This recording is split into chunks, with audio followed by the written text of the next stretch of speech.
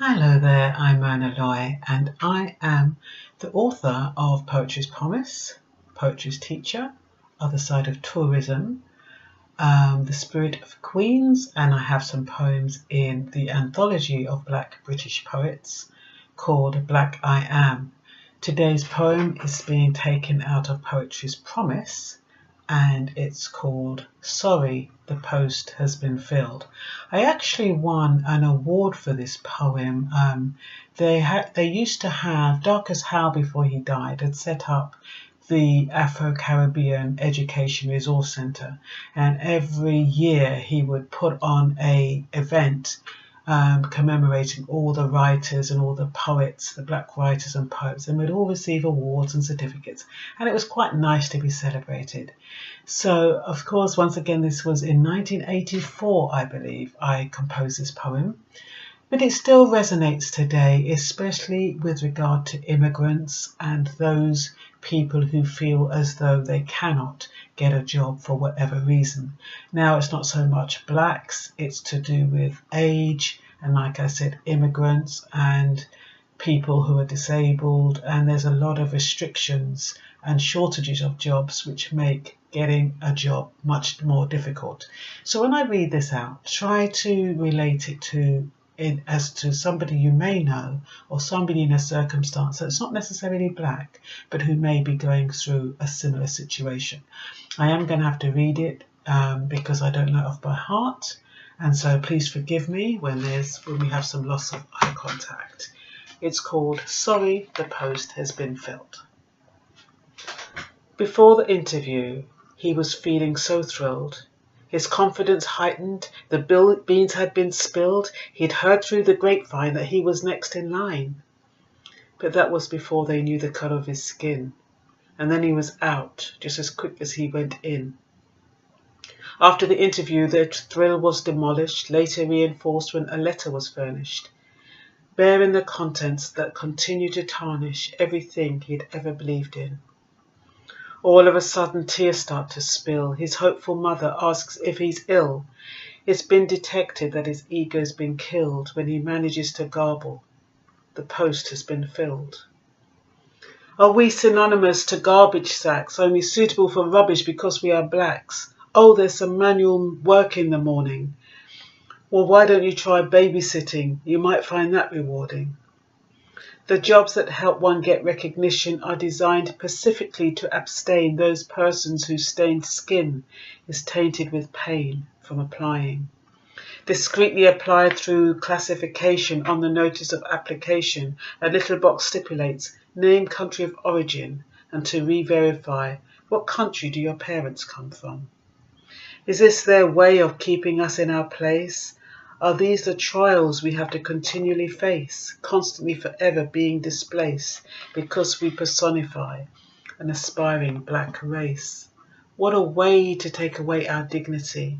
What a way to hold us down economically, and then these bigots have the gall to declare that they're lucky they allowed us to be over here. No wonder our people react with hostility as they desperately try to retain their integrity, each trying to reclaim their individuality in a system that advocates democracy. Instead, they are forced to beg in the street, coveting shoes that adorn someone else's feet, mimicked at home because they cannot buy meat, by a family they are desperately trying to keep, but are lacking motivation because they feel incomplete in a strategy they relented to and surmised cannot beat. What a way to confiscate my dignity just because you have the power to choose her and not me. You're forcing our parents to work until they're weak. You allege there is deficiency in the way that they speak, but the education you give them is not one that they seek, but a tactic designed to confuse and belate the awareness of a race that is learning to hate. It's no wonder there's so much blood being spilled. It's no wonder that injustice is making us ill when there's constant rejection by an unfair nation that thrives on the thrill of saying the post has been filled.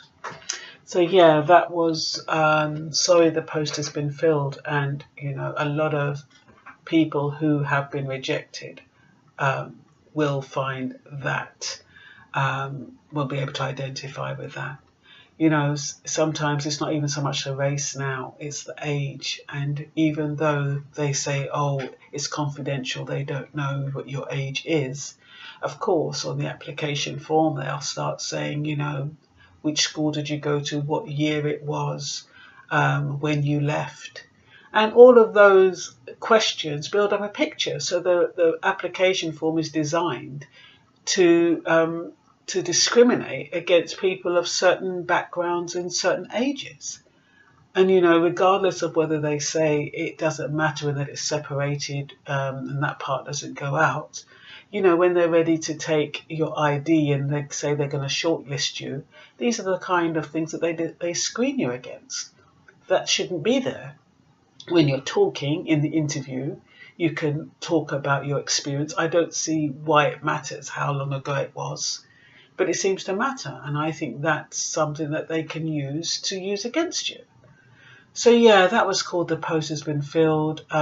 Fortunately, I didn't experience that personally, but I know so many people who did and who are going through that now, for regardless of whatever reason. Now you're getting paid less money and they want higher qualifications. So, you know, what you would have got for being I don't know, an administrator maybe a few years ago, a legal secretary a few years ago, would be much higher now, because they know that people are desperate and they can get more for their money. And on top of that, they don't even want somebody who just types. You have to be able to, you probably need a degree in something. So it's not easy. But I hope you could relate to that. And so yes, this is Myrna and reading poems from Poetry's Promise.